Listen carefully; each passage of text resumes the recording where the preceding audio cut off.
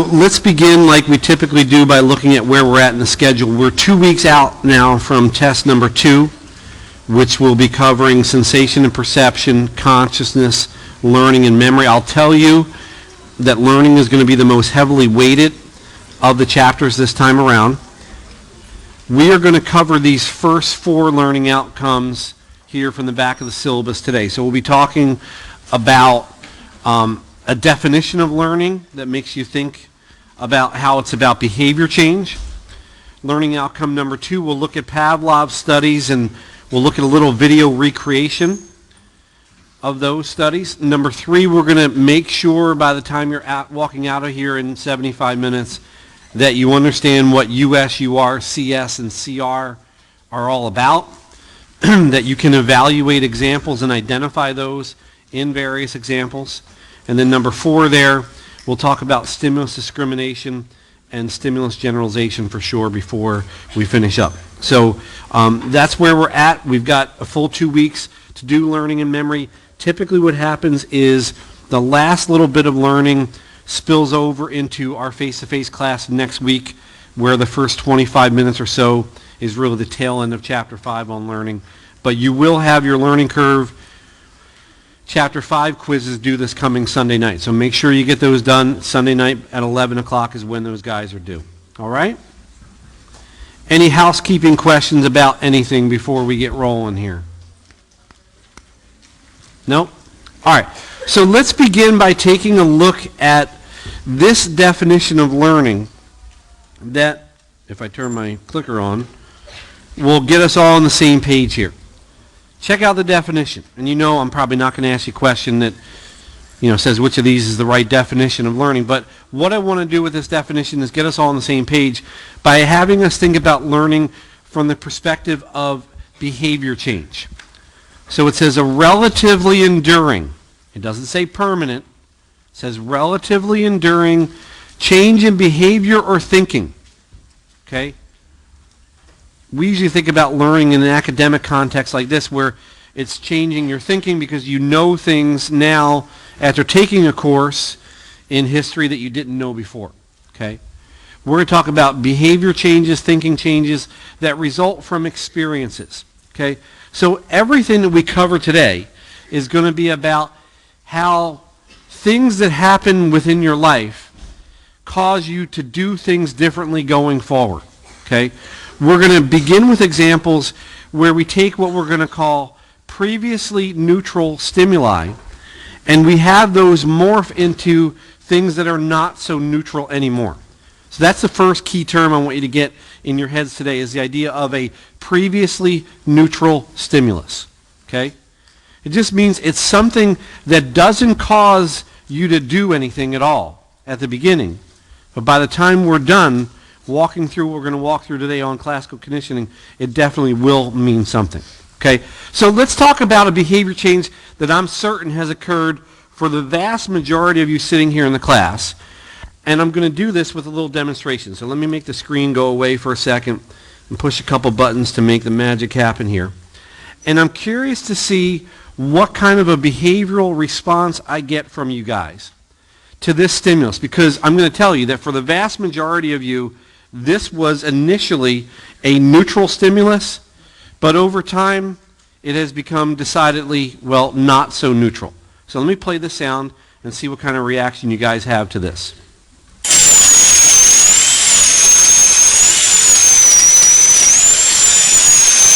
Oh, yeah, you don't like it, right?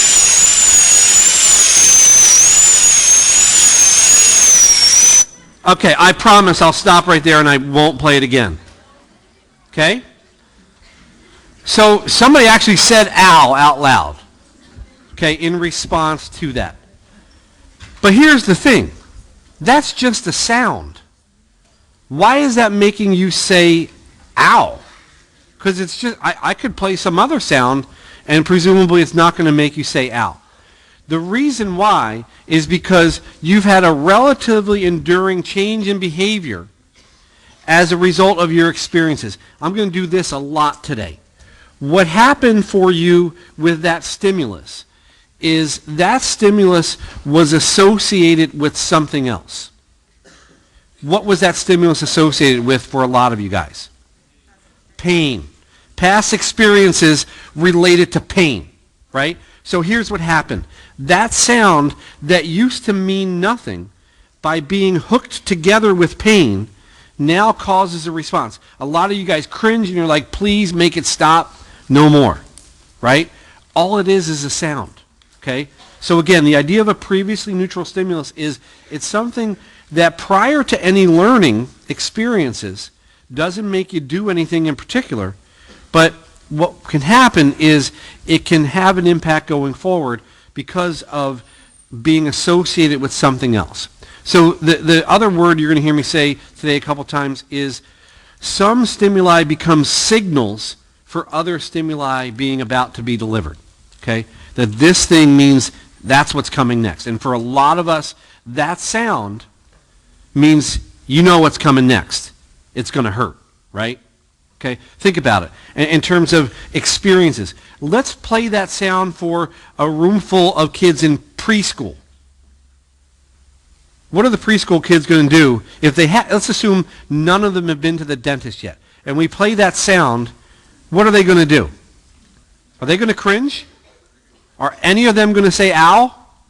No, they're probably going to, just do whatever 1 or 2-year-olds do. Okay? So they haven't had any experiences where they've come to learn that that sound is a reliable signal of pain about to be delivered. All of this is going to fall under the heading of the first type of learning that we're going to be tearing apart in detail this morning, called classical conditioning. Okay?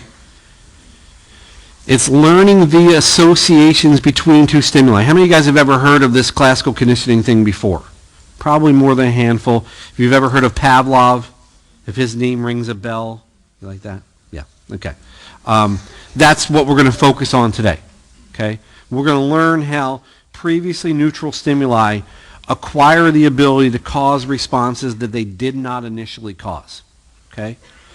On Thursday online, we are going to tear apart operant conditioning. It's the deceptively simpler looking form of learning that actually causes sometimes as many or more headaches than does classical conditioning when it comes to test questions. Okay? So operant conditioning is all about consequences. So we learn to do more of some things because we get rewarded for doing those things. We're going to use the term reinforcement on Thursday. Okay? Reinforcement is how you get somebody to do more of some things, and then if you want them to do less of some things, you can use punishments. Okay? And so what we'll talk about on Thursday is, at some point in your life, you're probably going to be a mom or a dad, a teacher, a coach, a boss, or you're going to have a relationship with another human being where you're going to want them to do more of some things and you're going to want them to do less of other things. You're probably going to use rewards and punishments in the form of operant conditioning to get that to happen. Probably next Tuesday when we get back together face-to-face again here in AL201, we'll be finishing up learning by talking about observational learning. Okay? It turns out that another way that we learn and acquire new behaviors, right, based on our experiences, is we watch other people. Okay? We do a lot of this in terms of training people, right? You want to learn to become a plumber or an airline pilot or a brain surgeon or a waiter or a waitress or teacher, whatever. One of the ways we train you and help you learn how to do those behaviors is to have you watch people who know how to do it. Right? And you learn via imitation. Little kids do lots of this, right? For better or worse. They do a lot of copying and pasting what they've seen you or other people do, right? That's why as a parent, you should care about who your kids are hanging out with and what they're doing, what shows they're watching, what video games they're playing, because you're going to see behaviors crop up via observational learning. You'll sometimes hear that called social learning, okay? That will be our focus at the very end of this segment on learning. Okay? Major focus today on classical conditioning. I want to make sure that by the time we're done, you see that this is not just about salivating dogs. Okay? We've already started by saying it's about things like cringing in response to the sound of a dentist drill. Okay? I want you to understand that it has applications well beyond that. So here's what I want to do. I'm going to give you another example that we can run with for a little bit. What I want you to help me do and I'm just going to survey you guys, and hopefully you'll get a couple decent answers, or at least one good answer. I want to train you guys. Let's imagine I was doing this in my laboratory today, and what I want to train you to do is I want to train you to blink every time you see this picture of Katy Perry. It could be a picture of it could whatever you want it to be. It could be the Statue of Liberty, whatever. But we'll pick her because she's not unpleasant to look at. And I promise it's recorded, so that's good. I want to make you blink every time you see a picture of her. So I need to associate her picture with something that I know will definitely make you blink. Kind of like that dentistral sound got hooked together with pain that I know pain will make you cringe and say, stop, right? Or ow. I need to hook together this picture with something that I know will make you blink your eyes. Because what I want to have happen by the end of this training is that you see this picture and you're like, and people are like, why are you blinking so much? I don't know, but I just can't stop blinking. Okay? So how many of you guys have ever been to the eye doctor? Okay? What does the eye doctor do during an exam that makes you blink? That puff of air into your eyeball. You remember that? You look into the thing and like, okay. And if you've never had it done, it's bizarre, right? It's this puff of air. Somebody in the 8 o'clock section said it has something to do with measuring the pressure in your eyeball. Okay, sure. Okay? So they blow this air puff, and what happens when somebody blows a puff of air into your eye? You blink. So let's hook this together. Let's do something with this picture and that air puff so that every time you see a picture of her, you're like, okay? All I'm going to do is hook those together. Which one should I present first? Should I blow the puff of air and then show you the picture? Or should I put the picture in front of you and then blow the puff of air? Picture first. So you could be sitting in the little thing that you're looking at, and I think in my eye doctor, it's like a picture of like a balloon, a hot air balloon or something, right? Have you guys been to that same eye doctor? Yeah, I'm like, I'd rather see this than the hot air balloon, right? So puff of air to the eyeball, and I'm blinking, and now like I'm up in Del Mar on the weekend, and I see hot air balloons, and I'm blinking, right? That's another example of classical conditioning. So I want you to see as we run through this, this is not just about dogs in a lab somewhere in Russia salivating, okay? It has relevance to lots of examples. How many of you guys have ever had a positive or a negative emotional reaction to a certain song? Probably a lot of you, okay? That song probably was paired up with some kind of either really sad and negative event, if it makes you have a negative emotional response, or maybe a happy and fun event, if it makes you have a positive emotional response. That's classical conditioning, right? I forgot to mention commercials in the 8 o'clock class, right? They market beer based on classical conditioning kinds of ideas, right? What do we want you to associate my brand of beer with? When you watch a beer commercial, who's in the beer commercials? Lots of attractive people. He said hot women. I did not say that. Okay? Lots of attractive people. And what's going on? They're all having fun and everybody's happy and smiling and laughing, right? They don't make beer commercials where it's like a bunch of like overweight 50-year-old guys in a bar at 9:30 on a Tuesday in the morning, right? Why? They want you to associate this beer with, well, attractive people who are having fun, positive emotional things. That's what a lot of advertising is about. It's about this classical conditioning stuff. So, let's jump into our discussion of classical conditioning, where we're going to look at the work of Ivan Pavlov, who is a Russian physiologist. Okay? So here's the really cool thing about this. This is like one of the major ideas in all psychology, learning in general, classical conditioning in specific terms. And it's developed by a guy who's not even a psychologist. He's a Russian physiologist who's interested in studying digestion in dogs. And like a number of things in science, he serendipitously stumbles upon something that is hugely important, and it was not what he set out to study. Okay? He sets out to study digestion in dogs, and to do so, he decides to look at salivation responses in dogs. Okay? My fifth grader has a digestive system test tomorrow on Wednesday. We were starting to review this last night, and he was explaining to me why salivation is related to digestion.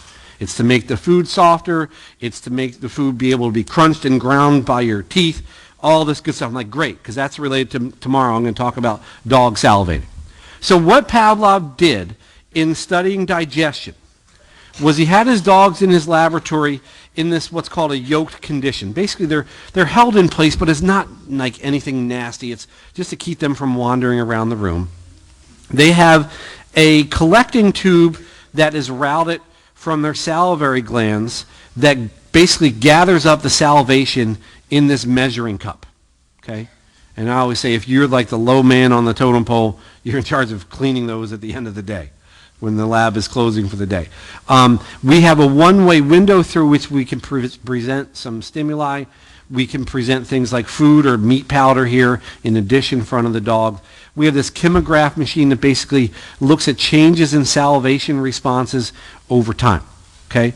What Pavlov stumbles upon here, and what makes this a great discovery, is the fact that he realizes that it's not just when you put the food in front of the dog that the dog begins to salivate.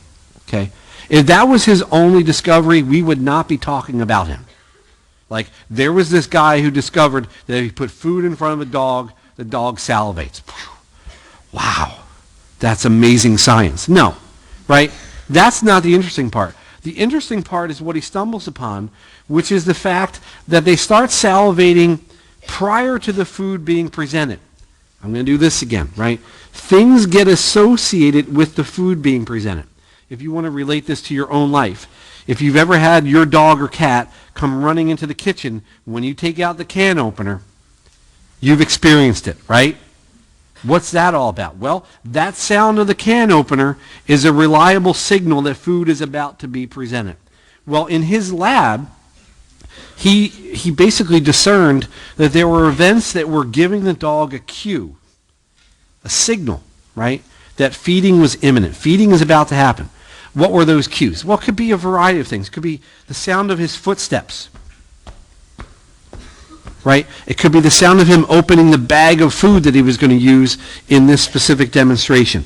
It could have been the lights turning on. It could have been the sound of the door closing, okay?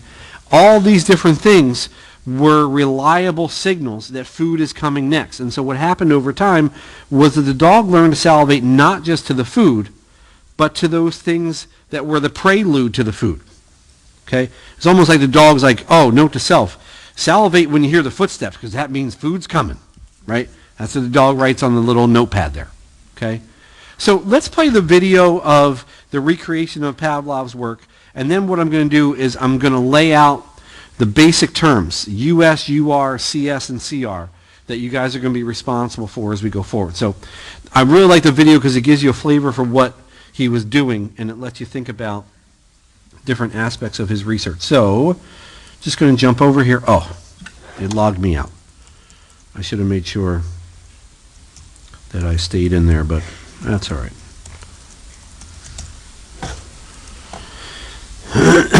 So where I was, this is the 8 o'clock section, but it's the same website as you guys have. I'm in the classical conditioning chapter, a section of the chapter, and then 5.3 here, Pavlov's discovery of classical conditioning. It's a nice little video. It's got captioning and all that good stuff, so let me fire this guy up. Make it big. I just got a catchy tune.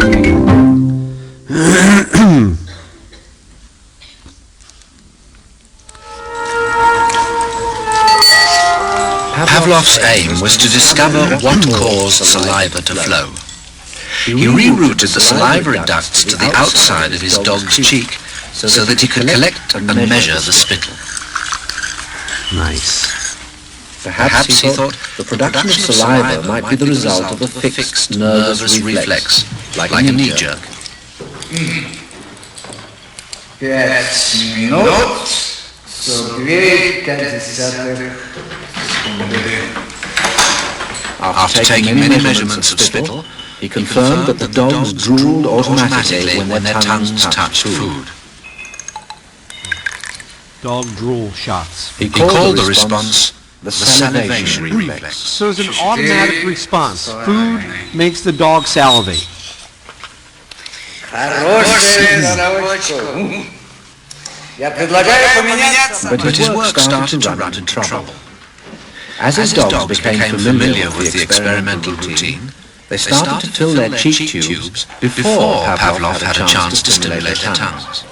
The dogs were learning to anticipate food. Pavlov tried a new technique. He erected screens so that the dogs couldn't see what was going on. Before passing meat through the hatch, he introduced a stimulus that was totally unrelated to feeding.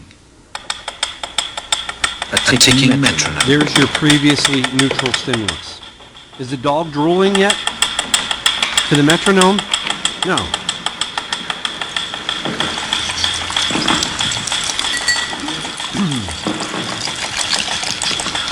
At first, the dog dripped saliva into its cheek tube only when the food appeared. But after a number of trials, the dog began to connect the ticking with the arrival of meat.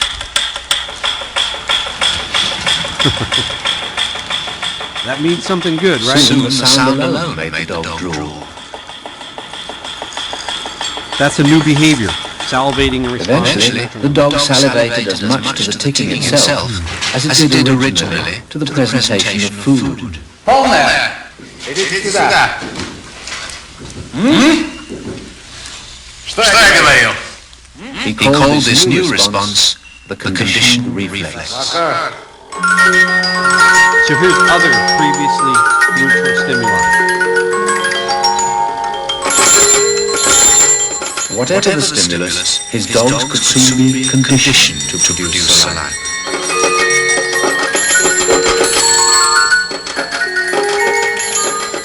Pavlov believed that he had discovered how animals learned, even in the wild. Okay, so that's a really nice overview there. And I want to actually take us back to our definition of learning right here, right? Because what's happening here is we're getting a change in behavior as a function of the experiences the dog's having in the lab, right? So initially, the dog doesn't salivate in response to the metronome or the music box or the ringing of the bell or the flashing of the light.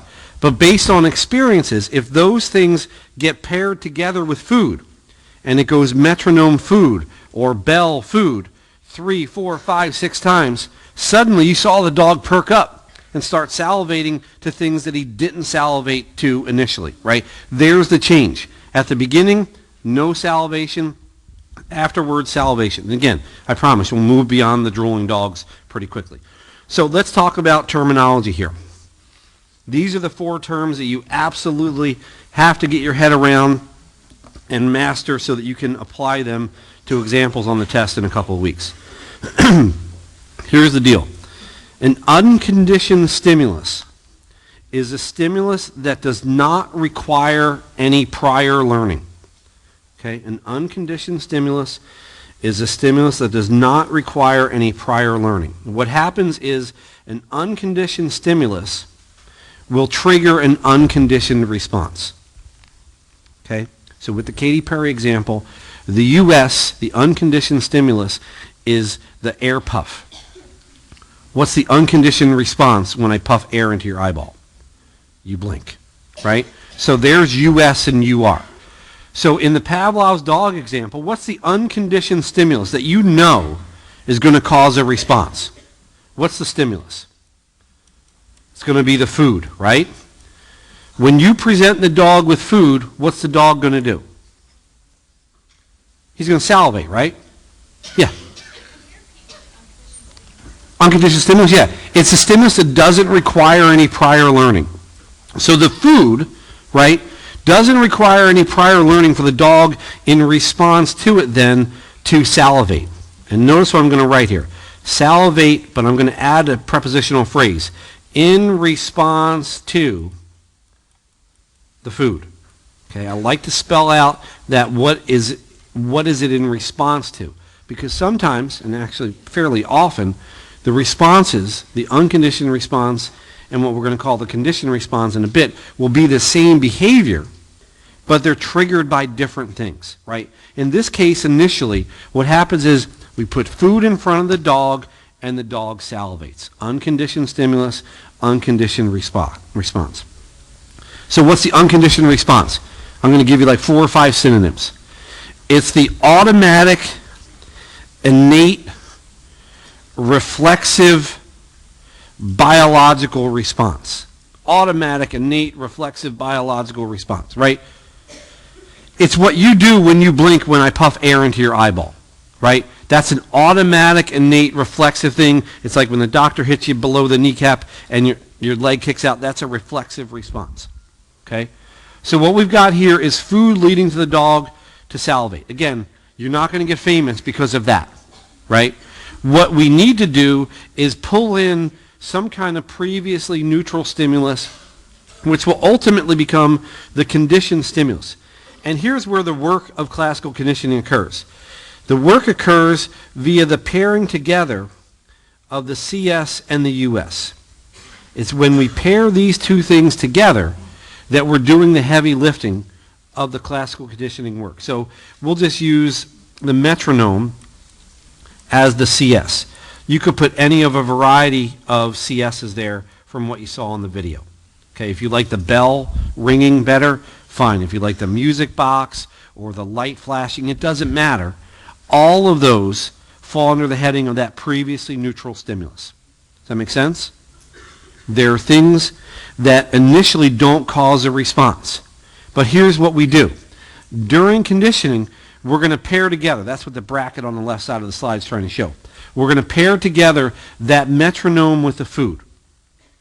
And if we go metronome, food, 3, 4, 5, 6, 7 times, at a certain point, all we have to do is do the tick, tick, tick, tick, tick of the metronome, and the dog will start to respond to that. That's the point at which we could officially say that the metronome has become the conditioned stimulus. So technically speaking, and you'll learn more about this if you take there's an entire course called Learning in the psych department. Okay? Technically, it's at that point that we can call the metronome a CS. Prior to that, it's a neutral stimulus.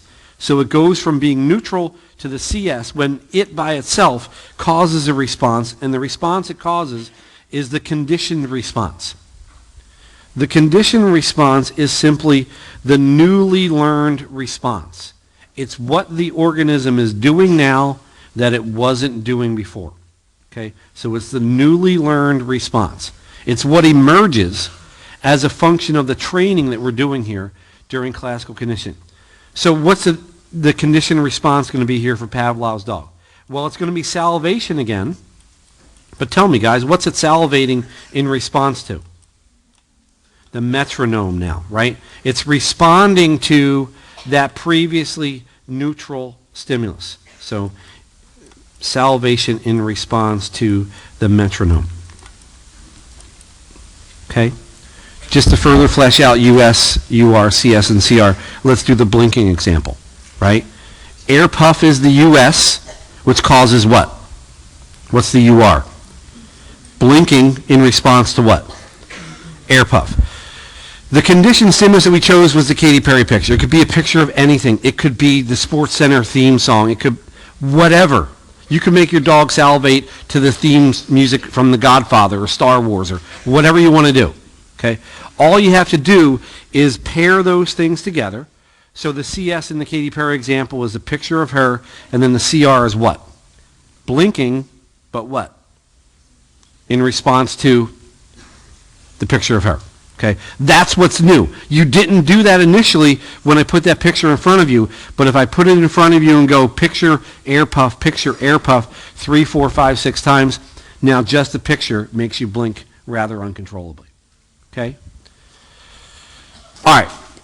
I'm going to add 2 more things in a minute, but any questions about those basic terms there so far? US, UR, CS, and CR. Make sense? We're going to do a couple of examples for sure. Yeah, in the back. Yeah, conditioned stimulus again is the previously neutral stimulus becomes the conditioned stimulus.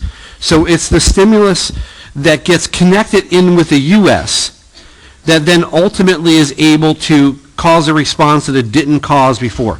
I think the simplest definition is it's the stimulus that gets associated with the U.S. And then we talk now about that association, okay? Which one should we do first? Should we do food and then metronome, or metronome and then food? Which one first? Metronome first. That's the way to do it. So in your notes, what you want to put is the CS should come before the US. Because put yourself in the dog's shoes for a second. If you're the dog there, and they present you with food first, and then the metronome, do you care about the metronome? I don't care what they do after they've given me the food. I'm done, right? I got my food. I'm good to go, right? So it's got to be CS first. That's key. Bless you. And then the second thing would be, well, how far apart in time should they be? So if we go metronome food, it's 10 o'clock right now. What if we did metronome at 10 and then food at 10:20? Is the dog going to learn that the metronome is a signal for food? I see a lot of head shaking. No, that's not going to work. Okay? Why? Because in the ensuing 20 minutes from 10 to 10:20, there are going to be a lot of other noises. If the dog's sitting up here on this counter in this classroom, the dog is going to hear people sneeze. The dog is going to hear you guys cough. It's definitely going to hear somebody drop a clicker on the ground. There's a lot of stuff that's going to happen. And the dog's like, which of these tells me that the food's coming? Right? So we need, here's the fancy term, we need temporal contiguity. I'm not going to ask you about that term. But that's the fancy term that says the CS comes first, and the CS and US pairing is close in time. And again, if you take the learning course, you'll learn about, what happens if they're a half a second apart? What about a second and a half? What about 4 seconds? What about 8 seconds? How do things start to break down if the gap between the two stimuli is such that they start to not get associated, right? Because all of this hinges on associations, right? And the way to build the association best is to put them close to each other in time. Does that make sense? All right. Questions about the terms there? I've got a couple more examples for you. Yeah.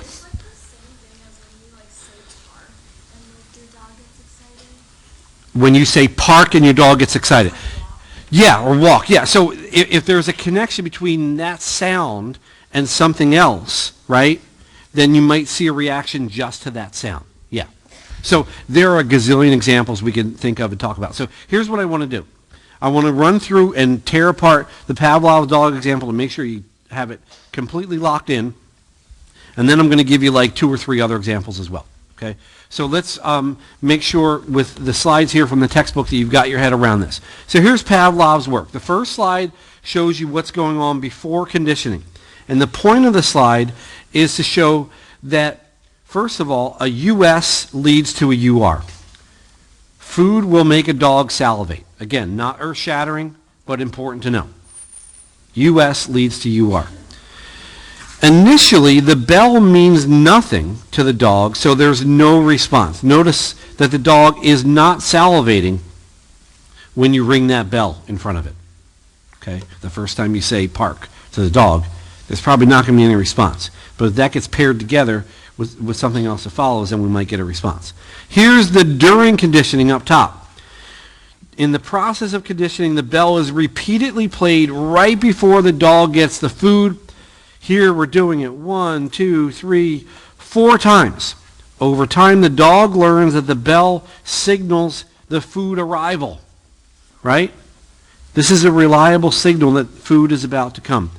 After conditioning, the dog has now learned to associate the bell with the food and will begin salivating when the bell rings. We now have a CS leading to a CR. And again, I would be even more precise here and say salivate in response to the bell, because that makes it really clear what the trigger is as you're looking at this example. So again, remember what was learning? It's about a behavior change. What's the behavior change? Look what he's doing here on this slide, right? He's salivating to the bell. What was he doing back here? Nothing, right? That's what's new here. We're doing something that we didn't used to do before, okay? Any questions about how that example sort of lines up? Okay? We'll do a couple more, and then we'll do 2 clicker questions where you can practice on a really similar to the test type item. Here's another example of classical conditioning. There are some drugs used to treat cancer that we know unfortunately cause people to feel nauseous. And I'd be more precise here for the UR and say nausea in response to what? To the drug. So in response to the drug. Okay. What we see happen for some folks, this is not everybody, is for some folks previously neutral stimuli, like the waiting room that they sit in before they go and get administered this drug, like maybe the parking lot that they pull into before they go and get administered this drug, can ultimately by themselves cause a response. So the waiting room becomes a conditioned stimulus when it by itself causes a response. And the response it causes, again, is nausea. And I would be precise and say, now it's nausea in response to what? In response to that waiting room. Okay?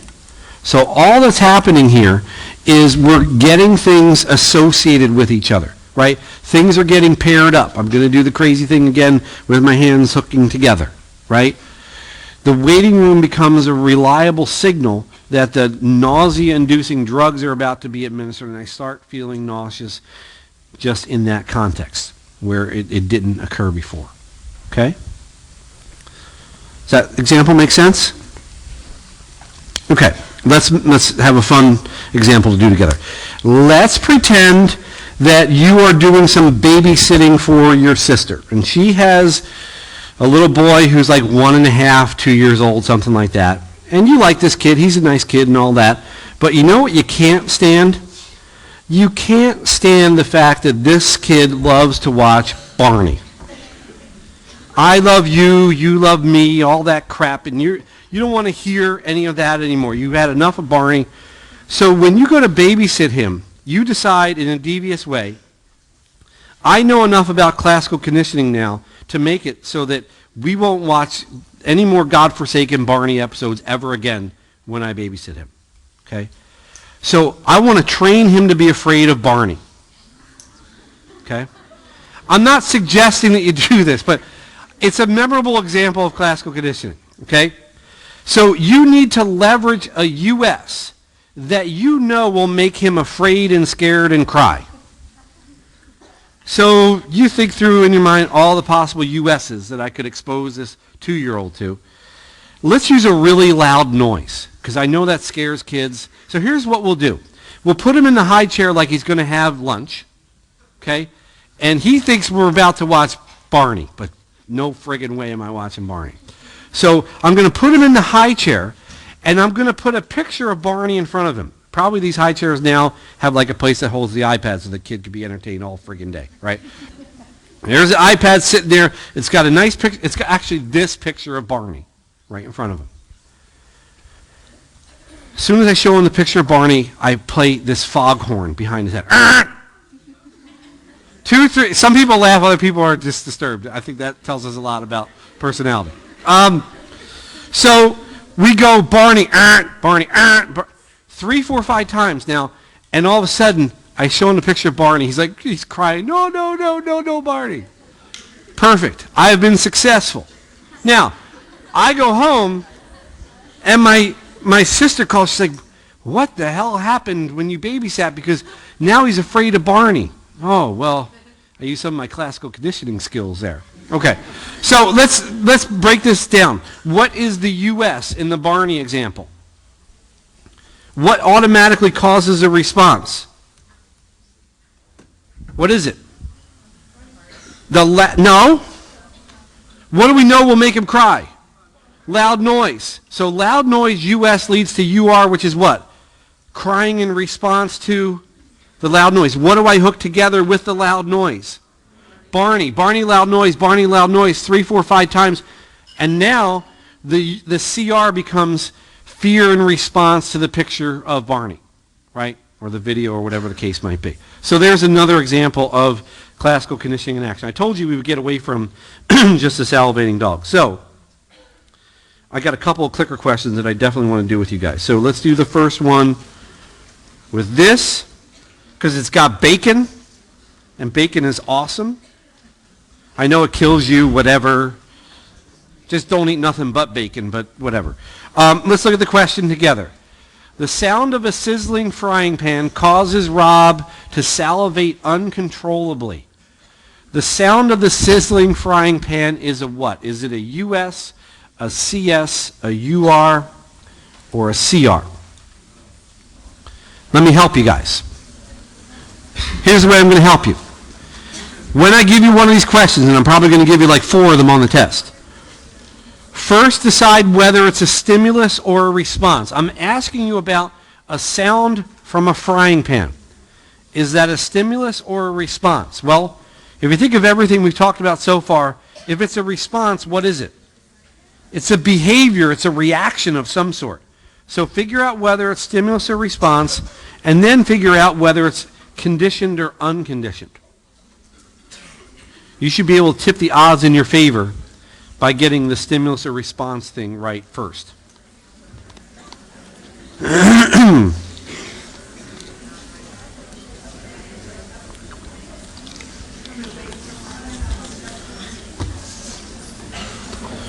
All right, last couple seconds here. Same thing that happened at 8 o'clock. The percentage correct went up over time, which is super rare. It's a CS. Somebody explain to me why why the sound is a CS. Raise a hand and tell me in your own words why this is the CS. Yeah. Listen up. Could you connect the sound with the taste of bacon? Okay, so she's saying you're going to connect the sound with the taste of bacon. So what would the bacon be then? The bacon would be Perfect. So the bacon is the US. The bacon US leads to what? What's the UR? Salivating in response to the what? To the bacon. The CS is the sound, right? And the sound gets connected in with the bacon. Ultimately, we could say the CR would be salivating in response to that sound from the frying pan. What I just did is what you should do for all of these examples that we do as clicker questions, that we do as polling questions online. When you're working on learning curve quiz questions, they're going to ask you for one thing, analyze it and do all 4 of them, right? Because then you'll make sure you really know it, right? So the good news is if we look at the results again, the vast majority of you guys, what is that, 91% knew that this was a stimulus, right? You chose either A or B. That's the way it should be. It should be 90% or more of you saying, this is definitely a stimulus because the response is a behavior or a reaction of some sort. All right, let's do one more of these guys.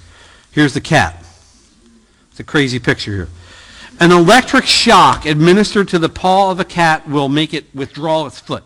It'll pull its foot back, okay? Before the shock is presented, a green light is flashed. So green light, shock. And what happens is eventually the green light causes the cat, when the green light flashes, the cat pulls its foot back. Tell me what the green light is in that scenario.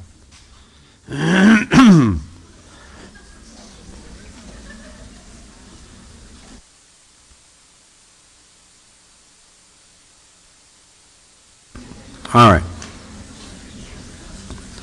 And then after you get the green light right, figure out what the other things are. Tell me what the shock is. Tell me what the foot withdrawal is. If you can do all those things, you're in good shape.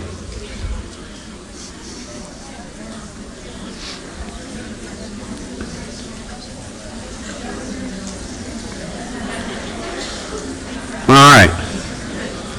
I doubled up on CS's for you guys. That's another CS. What's the US in this example?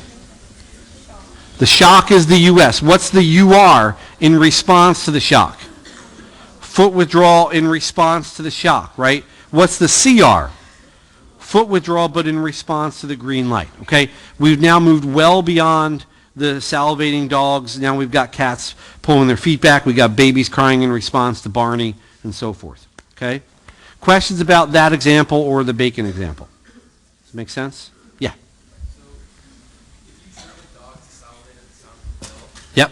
but then later on you train it to salivate at the sound of footsteps, Uh-huh. will it still salivate at the sound of the bell? Great question. So what if you move beyond we train the dog initially to salivate to the ring of the bell, and we train it to respond to footsteps, it depends on specifically how you run the trials, but it could have that response to multiple stimuli. Where we're going to go with that is, imagine you train it to respond to the sound of the ring of the bell. Would it also respond to like the ring of a telephone, like an old school telephone ring, versus that bell? Will it or won't it respond? We're going to talk in just a bit here about generalization and discrimination. That's really what that's going to be all about. Do we respond to other similar stimuli or not, right? So if I'm blinking to the Katy Perry picture, if I discriminate, then when I see another dark-haired woman and I don't blink, that's discrimination. But if I see another dark-haired woman and I blink to her too, that's a generalization thing, and we're going to talk more about that. Okay? Here's what I want to do. I want to give you one more example, another medical example, and then I'm going to prompt you guys to think how to make this stuff stop. Okay? I'll do that first. If you want to stop the cat from withdrawing its foot when you flash the green light, how would you make it stop? Okay? Or if you want to stop blinking when you see the Katy Perry picture, how would you train yourself to stop? If you want Pavlov's dog to stop salivating when the metronome tick, tick, tick goes, how would you get it to stop? Okay? If your sister wants your nephew to stop being afraid of Barney, how could she get him to stop being afraid of Barney? Okay? I'm going to ask you how to do that in a couple minutes. It's called extinction. Okay? Before I get to that, let me give you one more example. How many guys ever noticed that when you were getting your shots as a kid, that your pediatrician was almost never the one who gave you the shots? Anybody ever notice that? Why? They don't want you freaking out and being afraid of the pediatrician, right? So, I don't know, our family has Kaiser, and so they would go in and, they're little getting their shots, and they would go in and see Dr. Pingle, and he'd check this and check that, whatever, right? And then what would happen is when it was time for shots, he would leave, and then this female nurse would like run into the room, stab, and run away, right? I've been in that woman's presence for like 42 seconds total, but she's delivered like 14 shots or whatever the total is to the kids, right? The reason is we don't want the doctor, who's your pediatrician, to be connected with the pain from the shots, right? Because you're afraid of the needle, aren't you? We don't want to get connected in there to be the doctor needle. I might as well just be afraid of the doctor, right? So that's, if you ever wondered why they do things that way, that's why. That's another classical conditioning example. All right, 30 minutes to get through these 5 big ideas, which are clustered in the way that they are on the slide on purpose. First part's going to be easy. It's acquisition. We've been talking about acquisition all morning. We just haven't called it that. So acquisition is going to mean when we acquire a new response, that is when we start doing something that we didn't used to do before. So we start salivating in response to the metronome, tick, tick, tick, tick, tick, and we didn't do that before. That's acquisition by Pavlov's dog. Okay? When you blink to that picture and you didn't do it before, that's acquisition. What I asked you a couple minutes ago to think about how to stop those behaviors, that's called extinction. And I'm going to be curious to hear your ideas about how to extinguish responses that have been acquired. How do you make them stop doing those things? Okay? And I'll tell you on the front end, the answer, if you want to get the cat to stop withdrawing its foot to the green light, the answer does not involve hitting the cat with anything. Okay? Because usually the first answer is like, well, I hit him in the head with something. No, we don't need to hit anybody with anything to do extinction. Then we'll talk about spontaneous recovery. Okay? Why, the last time you smelled that perfume was 4 years ago, and you smelled it today, and you're like, oh, I love that. Why are you getting that reaction when you haven't been exposed to that stimulus for so long? Okay? And maybe that response had gone away before, and now it's come back. And then the final 2, generalization and discrimination, go to the question earlier about different sounds that you might be responding to and so forth. We'll talk about those in the last 10 minutes or so. All right, so acquisition is pretty straightforward. It's the initial learning of a conditioned response, and we can depict it with a learning curve. Is it all fitting together now? Now do you know why your quizzes are called learning curve? Okay? It's about graphically showing changes in behavior, in this case the behavior is the conditioned response, based on how many times we pair together the CS and the US. Okay, so if we go bell, meet, 3, 4, 5, 6 times, it looks like by the time we pair them together, I don't know, somewhere between 4 and 6 times here, we're getting a pretty strong conditioned response. So the conditioned response over here on the y-axis is just like how many ounces of salivation, or how many millimeters of salivation, milliliters I guess I should say, of salivation are you getting in that little cup that you're collecting in Pavlov's lab. Okay, that's the y-axis. The x-axis is just how many times did you pair these things together. Okay, learning curves look all kinds of, they look different. Okay, it depends on the specifics of the example. It could be fewer than 4 to 6 pairings. It could be more than 4 to 6. There is something called one trial learning, right? Sometimes you don't have to have a bad thing happen 5 or 6 times for you to learn a response to certain stimuli. So let me give you a perfect example, right? Let's say you had a really bad car accident. Nobody got killed, but you had a really bad, scary car accident at a certain intersection, okay? You only have to crash there once for you to have a response when you go there the next time and you pull up to that intersection. Maybe you're not even driving, but what happens?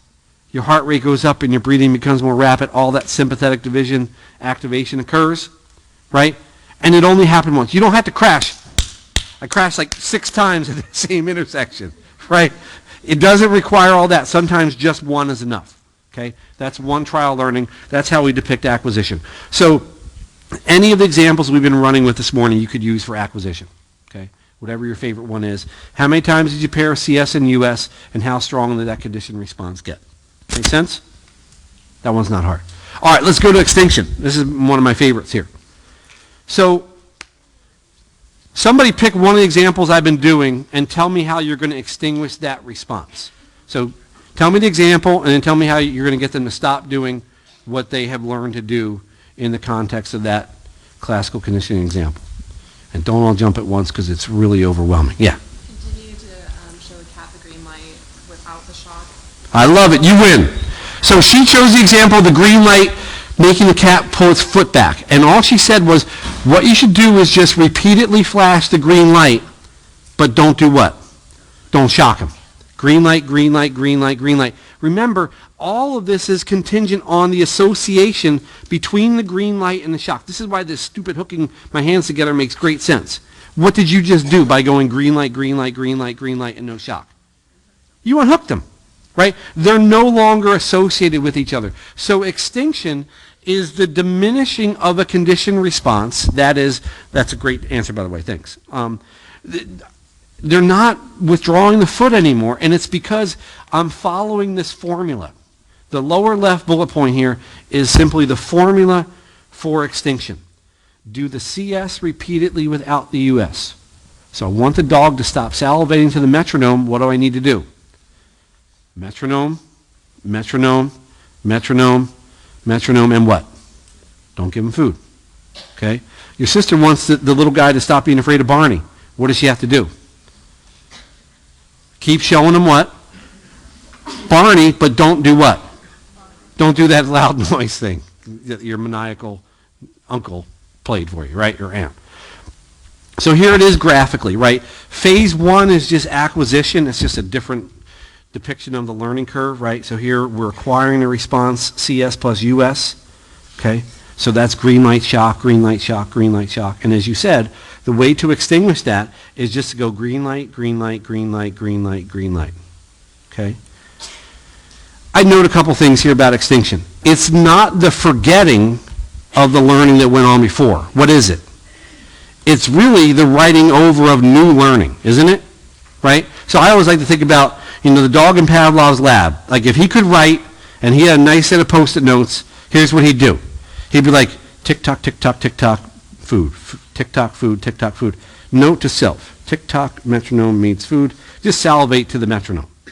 Okay? Now he's done that. And now Pavlov comes in and does extinction and goes, metronome, metronome, metronome, metronome, no food. So I was like, damn it. Takes that top sheet off and writes note to self. Now metronome doesn't mean anything. so don't salivate to the metronome. Okay? It's new learning. It's not just forgetting what was going on before. It's something new has been put in place, right? These things have been disassociated. We unhooked them. They're no longer connected with each other. Okay? That's what extinction is going to be all about for us. Okay? Unlearning the prior learning by writing in this new learning. All right? Does that make sense? Okay, so let me run with a little bit of a goofy example. Let's say that you have learned to be afraid of your friend's treehouse in the backyard of their house, because here's what happens. On 4 consecutive days, you get stung by a bee. Now, why you went back on day 2 and 3 is a valid question, but let's just say you did. Okay? I got stung. Now I'm really afraid of my friend's treehouse. Then what happens is I got a hot streak. I didn't get stung, and my fear has been alleviated. Okay, I'm not as fearful as I was before. Now we're going to pretend what happens is you go on a little vacation, you take a little pause here, and you come back a week later, and you know what happens when you see that treehouse in your friend's backyard? You're like, oh, right? Not as terrorized as you were after 3 or 4 days in a row of being stung. That's where you were before. But still some fear crops up. It's a less intense fear condition response, but it comes back nonetheless. So spontaneous recovery is the reappearance after some period of time that was a break of this conditioned response. Okay? So if we did what you said, which was great for alleviating or extinguishing, I should say, the foot withdrawal response to the green light. If we had done that and then we waited a day and just for the hell of it we flashed the green light, you might see the cat do, just like a little. I should hedge my bet because I don't know how maniacal this Pavlov guy is. Let me just kind of pull it back a little bit here and try not to be afraid if I'm Pavlov's cat, which they don't ever write about Pavlov's cat. Okay? So that's spontaneous recovery. It's when something comes back after we thought it had gone away. And it shows you, right, that extinction is not just like the forgetting of something. Something lingers, right? That's why I use that analogy of the dog writing on the Post-it note, right?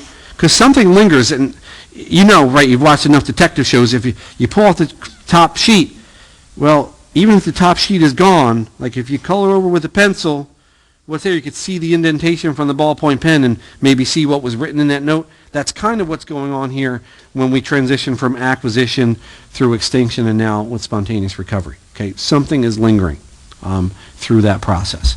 Okay, make sense? Okay, I got about 10 more minutes of talking, and then we got about 8 minutes of actually 3 clicker questions in a row. So here's the final 2 big ideas. One is called generalization.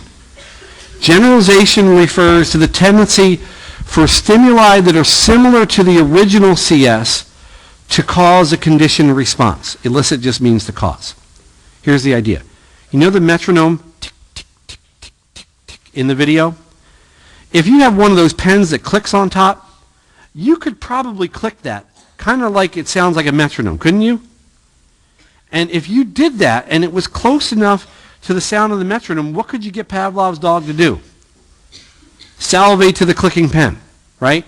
That would be an example of generalization, where the organism is learning to respond to more than one CS, more than one stimulus, with a conditioned response, okay? So generalization could be that kind of a scenario. Generalization could be for your little nephew. He learns to be afraid not only of Barney, but who's also purple and kind of looks like Barney? Tinky Winky does. Okay? So we would have generalization if he's like, oh no, the purple guy. He's not afraid of Dipsy or Lala or Poe. I got them all, right? But he has learned to be afraid of something similar to that original CS. Check out the little comic down the bottom here. I don't care if she's a tape dispenser. I love her. Okay? Let me give you another real-world example of generalization. And I'm trying to make the case that there are situations where generalization could actually cause you some headaches and cause you some problems. So here's the problem that could come on with generalization, where your response attaches itself to multiple other CSs. There's a company in San Diego that will come out and train your dog to be afraid of rattlesnakes. And to make a long story short, what they do is they put a shock collar on your dog, they put a plastic rattlesnake on the ground in front of the dog, and they shock the dog. Okay? Snake, shock, 3, 4, 5, 6 times. You know what happens? Present the snake, and maybe use even a real one. You know what the dog does?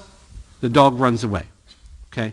Now, they go away, and you notice later that same week, now your dog is running away from other things in the backyard. And the fear has generalized. What might you have in the backyard that kind of looks like a snake? Hose, H-O-S-E. You might...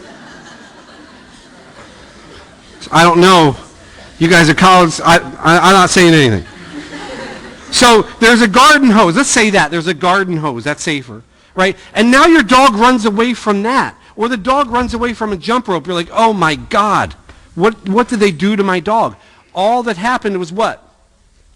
Generalization, right? So now the dog is responding to multiple stimuli. The good news is we can help the dog to learn discrimination. Now, I know we record everything. Don't listen to this segment just by itself because it's going to sound like I'm a horrible person and maybe I'm running for president. Discrimination here. Okay? I'm going to say discrimination is good. In the context of learning, it turns out, you know what? Discrimination is good. You know why? Because it's how you know to respond when your phone rings and not something else rings, right? When we discriminate, we respond to one stimulus and not to others, right? So here's the dog responding to a 256 cycles per second tone. He's salivating. This other higher pitch tone, he's not salivating. Okay? The dog in the backyard is afraid of the snakes, but not the hose. So if he shows generalization initially, you can extinguish the fear response to the hose. H-O-S-E. Do you know how you do it? What do you have to do? What was the formula for extinction? Show the hose repeatedly without shocking him. So we go hose, hose, hose, hose, hose, hose. And no shocks. And now the dog's like, okay, run away from the snake, but not that thing over there. Does that make sense? So do you see why discrimination is good, right? You want to be able to tell things apart, like what you should be afraid of and what you should not be afraid of. Does that make sense? So that sounds weird to say discrimination is good, but in a learning context, if you're talking about fear responses, if you don't learn to discriminate, what happens to your fears? They generalize to everything. And you're not just afraid of spiders. You're afraid of anything that moves. Right? So you need to learn to be able to discriminate and make these distinctions. Right? That's what they want you to be able to do at the doctor. Right? With the shots. Right? I think ideally the nurse who comes in to give the shots should not be wearing the same color scrubs as the doctor. Right? He should be wearing something blue or green and she's wearing something yellow, whatever, right, to distinguish so we can discriminate between those two stimuli. All right. Let me stop there for a second. Any questions about generalization versus discrimination? All right, we got 12 minutes. Let's do our questions here. This first one is pretty straightforward. In a series of learning trials, we've got food being paired with a whistling sound. Subsequently, we go whistle, whistle, whistle, whistle, and no food. What are they studying in that research?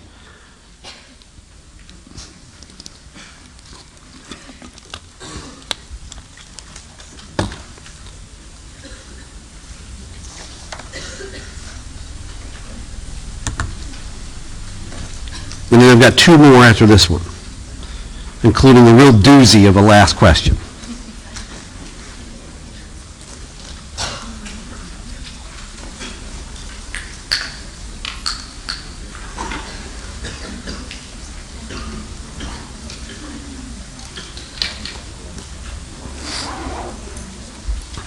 All right, this is going to be good. This is going to get a lot of people 2 points, so that's good.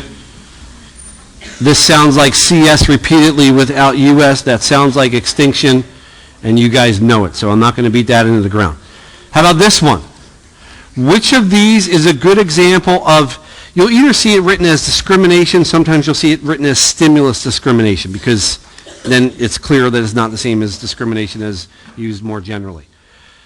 Which one is discrimination? Your dog runs into the kitchen when you take out the can opener, but not when you take out the blender. B, your nephew squeals excitedly at the sound of any song by the Wiggles. Fruit salad, yummy, yummy. C, you no longer wake up when your alarm clock goes off each morning. Or D, after being bitten by your neighbor's dachshund, presumably on your ankle, you're now afraid of every dog that you encounter. Which one of these is discrimination? And when you find the discrimination one, look at the other ones and think about what they might be. Okay? It's good practice to do multiple activities with each question.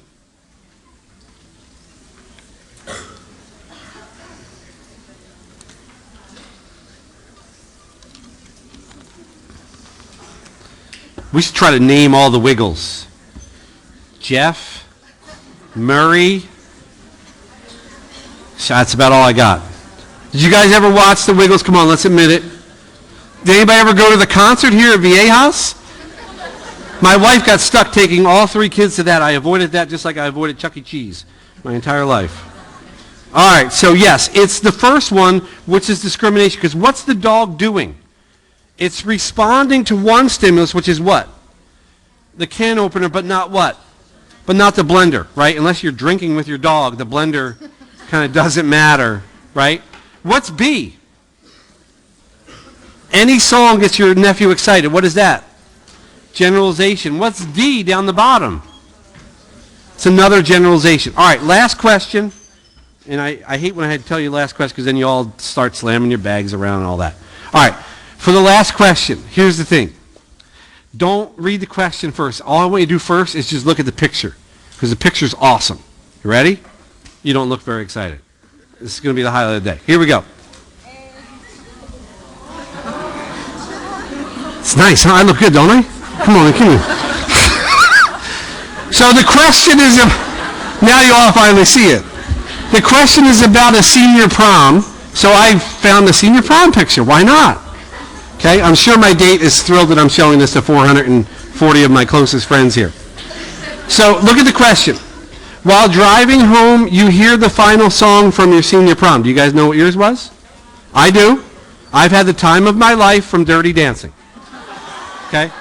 You immediately experience a strong positive emotional response despite not having heard that song or thought of your senior prom for years. What does that sound like from what we talked about today? You guys like the silver tux?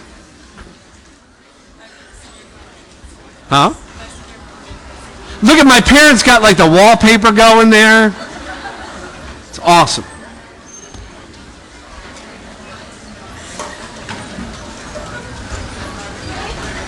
Hold on.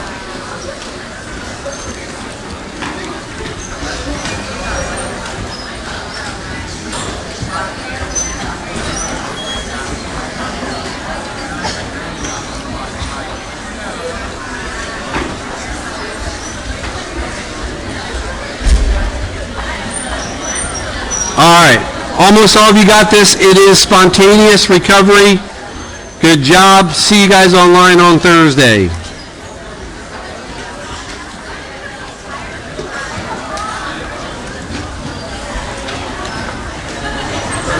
Yes, sir. I have a question.